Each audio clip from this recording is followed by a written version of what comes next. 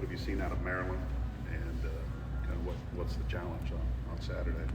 Transition defense. I think that's the biggest thing. I think the games that they've lost, teams have been able to stop or slow them down in transition. Very similar to A&M. If we could stop them in transition and kind of make them play in the half court, they're a little bit more skilled in the half court than A&M was, or is. But that'll give us the best chance to win the game. We've got to be able to slow them down in transition. And I mean, you're comfortable in that kind of pace, aren't you, right now with your team? Yeah, we want to play fast, and then when we do play fast, we got to make sure we're not having high ball turnovers. If we do turn the ball over, right, it's a travel, it's a moving screen, we're throwing the ball out of bounds, or it's just get a 5-second call. Like, we can't throw the ball around. Too many athletes on that team that just thrive in transition, and if you allow them to kind of smell blood at the beginning of the game, they could really get it going. One thing probably lost in Tuesday's game was what you got from Sophie and Rashonda, and also the minutes you got from Mila during that time. Just from a confidence standpoint, just so you can rely on some different people on the bench. Doubt. How big was those minutes? Yeah, no doubt. I think I thought I mentioned something after the game about how Sophie and Rashonda were able to score it there in the first half when we were, Mads is in foul trouble. We're not really scoring the ball. So they were able to kind of keep us comfortable, like with the lead, right? And we didn't ever relinquish it. And then Mila's minutes in the first half, and one in the second, off Rashonda's pass, those kids are just getting more and more comfortable. I think down the stretch, maybe in the fourth quarter, we could have given somebody a break or whatnot, but they've been thrown in the fire, and now in the Big Ten play, they played against Shonda, Mila, Sophie now starting to, but they played against Florida and Georgia and A&M, and so now we're not totally shell shocked. They have those opportunities. Maryland's a little bit different beast. But I feel comfortable. I think our team, 1 through 13, everybody on the staff feels really comfortable with whoever we put on the floor. How did you evaluate Rashonda's first game at four games?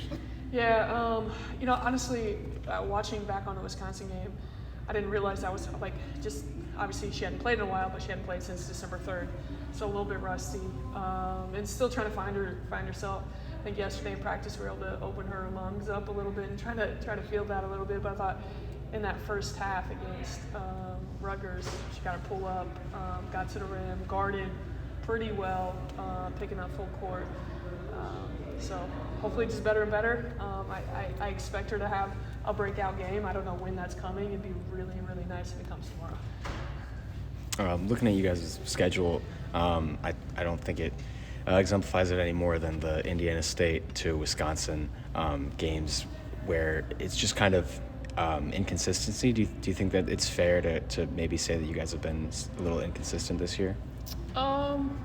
Yeah, I think that's probably to be expected. In the Indiana State game, we threw our young kids out there quite a bit. Yeah. Obviously, Shonda didn't play, but Soph and Em and Kenna were out there. We had some different lineups trying to give Jayla a little bit more confidence. I think that's to be expected. And then against Wisconsin, we just kind of put our foot gas. We had a great 2 days of prep for those guys. And then offensively against Rutgers, I thought we were really good. Just defensively, they're the only team that we haven't held under 65 outside of UCLA and Notre Dame. I mean, They just kind of shoved it down our throat. But if we can keep scoring the basketball, I trust us to be able to guard people.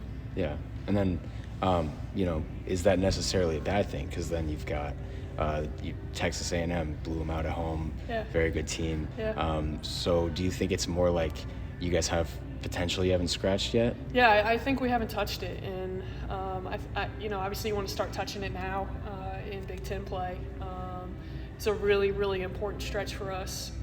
Obviously we're not looking past Maryland, but from our standpoint, you got Maryland, Iowa, Penn State, Indiana, Michigan State, Nebraska, or Ohio State, Nebraska, whatever that stretch is, it's a really important run, and we got to make sure we're consistent day in and day out. Is Big Ten play. It is a gauntlet for us right now, and we've got to be ready to go. Is Amaya getting any extra work? So good. So the answer is yes. Yeah, she runs a lot of scout team for us. Okay. Yeah, she looks good. it's just an easing her back type of situation. Yeah, no doubt. Obviously, it's January. She's just like the last week. We've been able to put her in half court, 5-on-5 stuff. So with what